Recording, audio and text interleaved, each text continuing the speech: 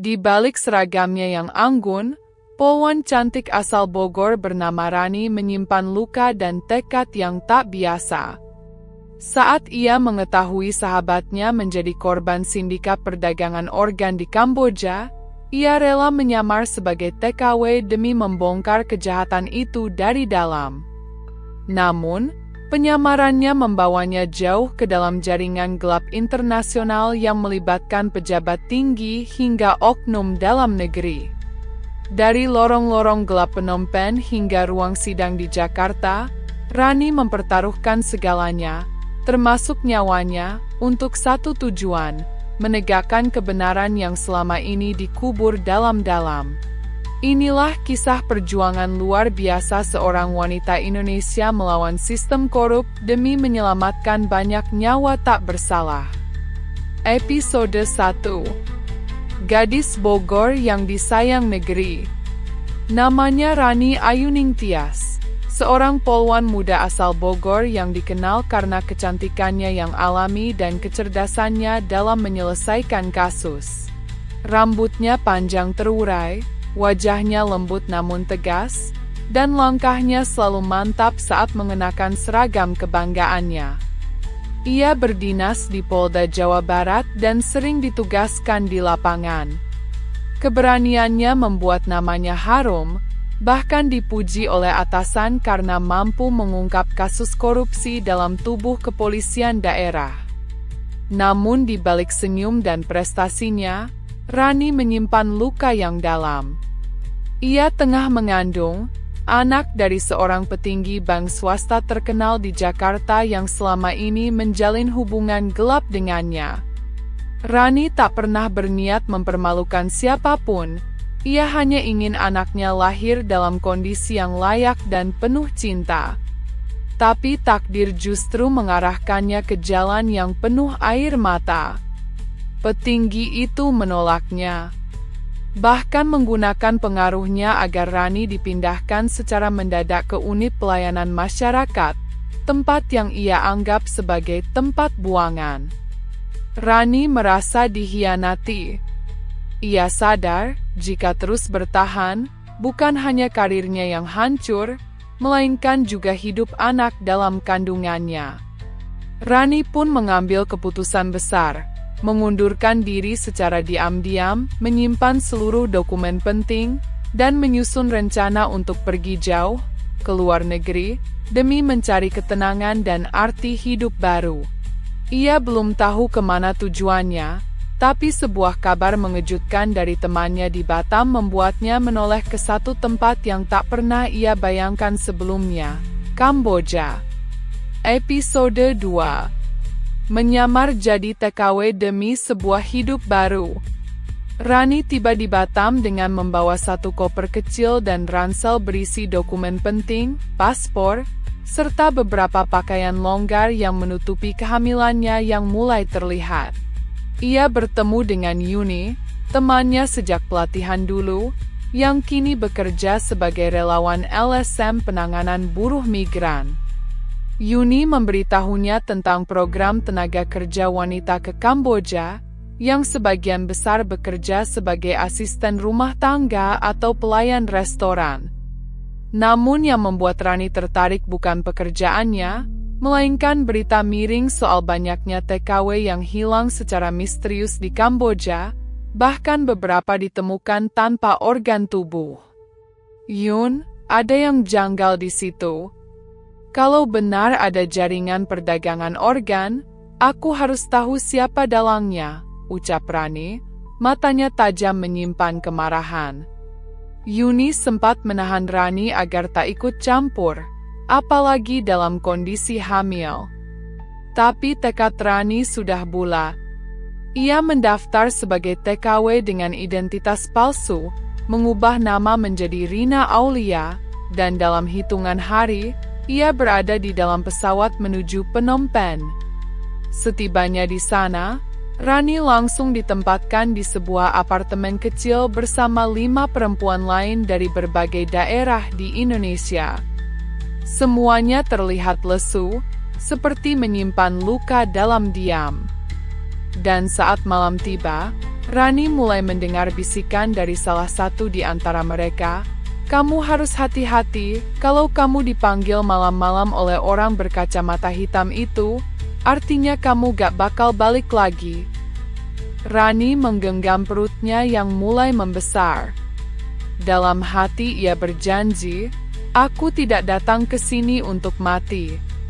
Aku datang untuk mengakhiri ini semua.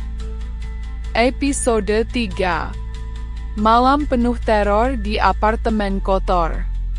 Sudah 3 hari Rani tinggal di apartemen sempit itu. Setiap malam, satu persatu teman sekamarnya dipanggil secara acak oleh seorang pria berbadan besar dan selalu memakai kacamata hitam meski malam hari. Mereka dipanggil keluar, katanya untuk tes kesehatan di klinik. Tapi tak satu pun dari mereka kembali. Rani mulai mencatat semua kejadian di sebuah buku kecil. Ia juga mulai menyembunyikan ponsel kecilnya yang memiliki fitur kamera, merekam percakapan, dan memotret wajah-wajah mencurigakan dari jendela sempit apartemen itu. Ia tahu, langkah ini berisiko. Tapi ia juga tahu, waktu tak bisa menunggunya lebih lama. Di hari keempat, tiba giliran Dewi, satu-satunya gadis yang masih ramah padanya. Dewi berbisik, kalau aku gak balik, tolong kasih tahu orang tuaku. Ini alamat rumahku. Ia menyerahkan secari kertas ke tangan Rani. Malam itu, Dewi dijemput, dan seperti yang sudah-sudah, tidak pernah kembali. Rani sadar, waktunya akan tiba. Ia mulai menyusun rencana kabur, atau setidaknya menyusup ke dalam jaringan itu, untuk membongkar siapa dalang sebenarnya. Namun sebelum sempat melangkah, malam kelima itu, namanya dipanggil. Episode 4. Terjebak di balik klinik palsu. Mobil van hitam berhenti tepat di depan gedung apartemen. 2 pria berseragam mirip security mengantar Rani menuju klinik yang tampak normal dari luar. Tapi begitu melewati lorong belakang, suasana berubah. Lampu mulai temaram, dan lorong panjang itu berbau antiseptik yang menyengat. Di dalam, beberapa gadis tampak terbaring lemas di ranjang besi. Di pojok ruangan, seorang dokter bertubuh kurus dengan mata sipit menatap Rani penuh selidik. "Kamu sehat? Hamil ya?" tanyanya tanpa basa-basi. Rani gugup tapi menjawab tenang, "Iya, baru masuk bulan keempat." Dokter itu mengangguk, lalu mencatat sesuatu di map. Rani memperhatikan layar komputer di belakangnya. Ada gambar organ tubuh, data tekanan darah, dan harga dalam mata uang asing. Ia menelan ludah. Semuanya terlihat nyata.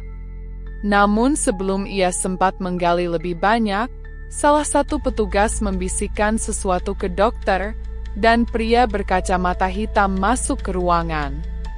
"Kembalikan dia. Yang ini belum waktunya," katanya pendek. Rani pun dikembalikan ke apartemen, namun dengan penanda merah di pergelangan tangannya. Ia sadar, tanda itu artinya waktu untuknya sudah dekat, mungkin hanya tinggal beberapa hari lagi. Episode 5. Rani mulai bergerak. Rani tak bisa hanya diam. Malam itu ia memberanikan diri untuk mengakses kembali ponselnya secara diam-diam.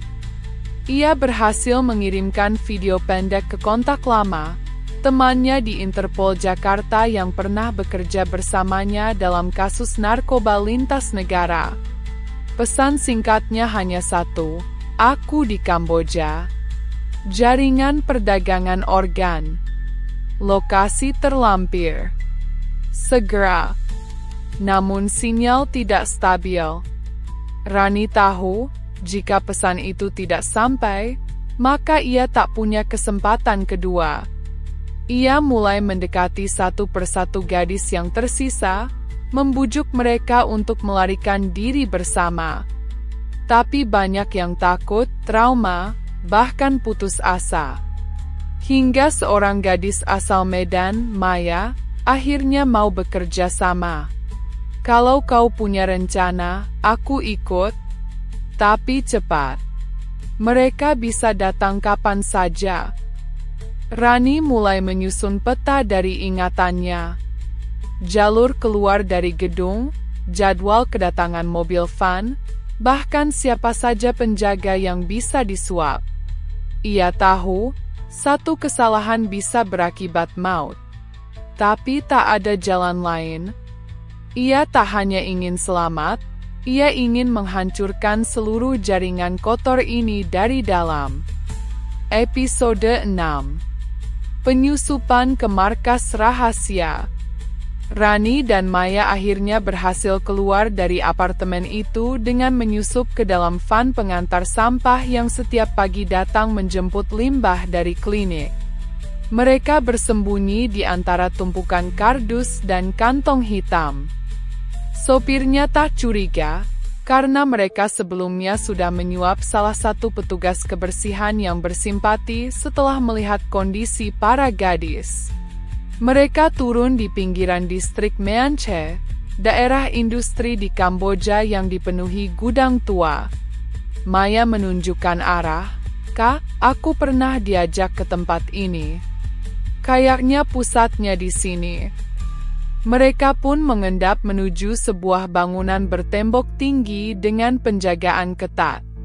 Di dalamnya, terdengar suara mesin dan jeritan teredam. Mereka mendaki lewat celah atap dan berhasil menyelinap ke dalam ruang kantor.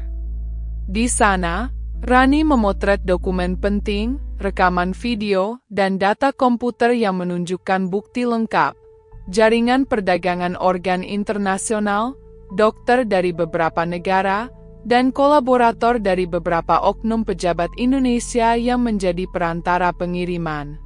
Saat mencoba keluar, Maya terpeleset dan menabrak rak logam hingga berbunyi keras. Alarm berbunyi.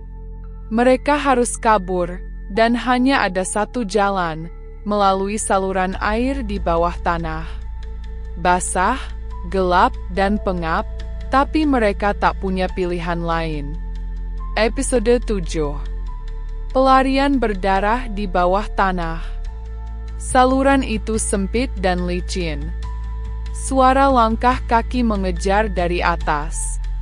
Rani dan Maya harus merangkak sambil membawa kantong berisi bukti. Di tengah perjalanan, mereka bertemu tikungan bercabang. Rani memilih jalur kanan, tapi Maya berteriak, kiri lebih dekat ke jalan raya. Mereka berpisah demi memperbesar peluang lolos.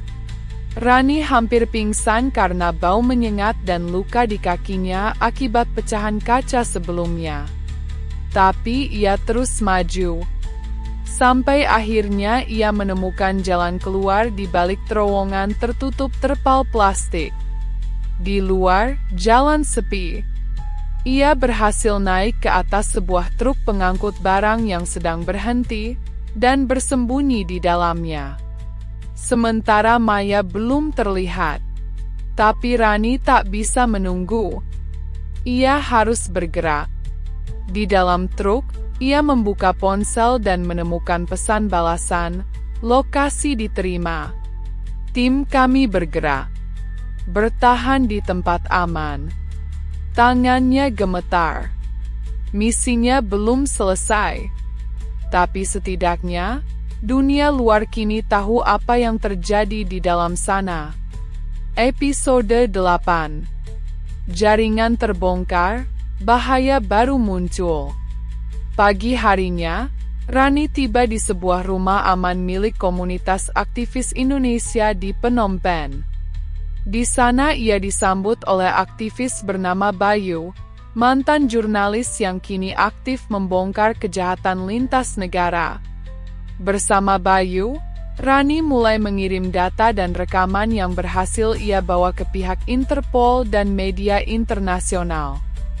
Beberapa media besar mulai menayangkan berita, jaringan perdagangan organ di Kamboja dibongkar oleh Polwan Indonesia menyamar sebagai TKW. Nama Rani disamarkan, tapi identitasnya bocor di kalangan pelaku jaringan. Kini, ia bukan hanya pembongkar, tapi target utama. Malam itu, rumah aman mereka diserang. Rani dan Bayu terpaksa melarikan diri lagi. Dalam pelarian itu, Bayu tertembak di bahu saat melindungi Rani. Dengan penuh darah dan air mata, Rani menyeret Bayu menuju gang sempit dan bersembunyi di sebuah bengkel tua yang sudah lama ditinggalkan. Sementara di sisi lain kota, Maya akhirnya juga selamat dan bergabung kembali dengan aktivis di titik berbeda. Kini mereka berpencar, tapi satu tujuan tetap menyatukan mereka, mengakhiri kejahatan ini sampai ke akar-akarnya. Episode 9. Kembali ke Indonesia, musuh datang dari dalam.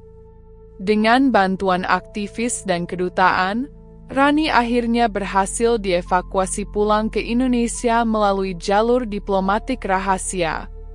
Luka di kakinya masih membekas, dan Bayu masih dirawat di Phnom Penh dengan pengawasan ketat. Maya pun akhirnya dipulangkan dengan identitas baru sebagai saksi kunci. Setibanya di Jakarta, Rani berpikir semua akan kembali normal.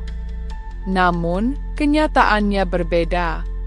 Setelah memberikan keterangan resmi kepada pihak kepolisian dan lembaga internasional, Rani justru mendapat tekanan dari beberapa oknum pejabat Indonesia, termasuk seorang anggota DPR Indonesia yang berusaha menyelesaikan kasus ini secara damai. "Kamu kan hanya polwan, Rani. Nggak usah ikut campur urusan besar begini," ujar salah satu pejabat itu dengan nada mengancam. Rani sadar, musuh sesungguhnya justru ada di dalam negeri. Orang-orang yang selama ini terlihat bersih, ternyata punya andil dalam pengiriman TKW ilegal dan bahkan menjadi penghubung jaringan penjualan organ. Episode 10. Rani menggugat sistem. Dibantu beberapa jurnalis independen, Rani mulai membocorkan dokumen dan rekaman kepada publik secara bertahap. Ia tampil dalam acara televisi tanpa menyebutkan namanya, hanya sebagai sumber X, tetapi masyarakat mulai tahu siapa dia. Pro dan kontra mengiringinya. Banyak yang mendukung, tetapi ada juga yang menghujat. Ia dicap pengkhianat institusi oleh beberapa kalangan, bahkan dijatuhi skorsing dari tugas kepolisian karena dianggap menyalahgunakan kewenangan saat menyamar ke luar negeri tanpa izin resmi. Namun Rani tak gentar. Ia membawa kasus ini ke sidang terbuka, dan bersama tim pengacara HAM, ia menuntut pembenahan besar-besaran pada sistem pengiriman tenaga kerja ke luar negeri dan pengawasan intelijen. Sementara itu, Maya dan Bayu yang sudah pulih, kembali muncul sebagai saksi. Perlahan, nama-nama besar mulai terkuak di sidang. Ada perwira tinggi, pejabat imigrasi, hingga tokoh bisnis yang sebelumnya tak tersentuh hukum. Episode 11. Harga sebuah kebenaran. Setahun setelah semuanya dimulai, Rani kini bukan hanya seorang polwan Indonesia, tapi simbol keberanian. Meski pangkatnya tak naik, dan bahkan harus menghadapi banyak ancaman, ia kini dipercaya untuk memimpin unit baru yang fokus pada penyelidikan kejahatan transnasional. Maya pun melanjutkan hidupnya dengan bekerja di Lembaga Perlindungan Perempuan. Bayu kembali menjadi jurnalis investigasi dan menulis buku berjudul Darah di Balik Donor, yang mengangkat kisah nyata mereka. Kisah Rani menjadi viral dan menginspirasi banyak perempuan muda di Indonesia. Tapi Rani tahu, ini belum akhir. Dalam sebuah adegan penutup, ia berdiri di depan cermin, mengenakan seragam polwan yang telah dikenakannya sejak awal, dengan mata penuh tekad. Kalau negara takut pada kebenaran, biar rakyat yang memperjuangkannya. Cerita ini ditutup dengan senyap, tapi juga dengan harapan bahwa kebenaran tidak akan pernah bisa dibungkam.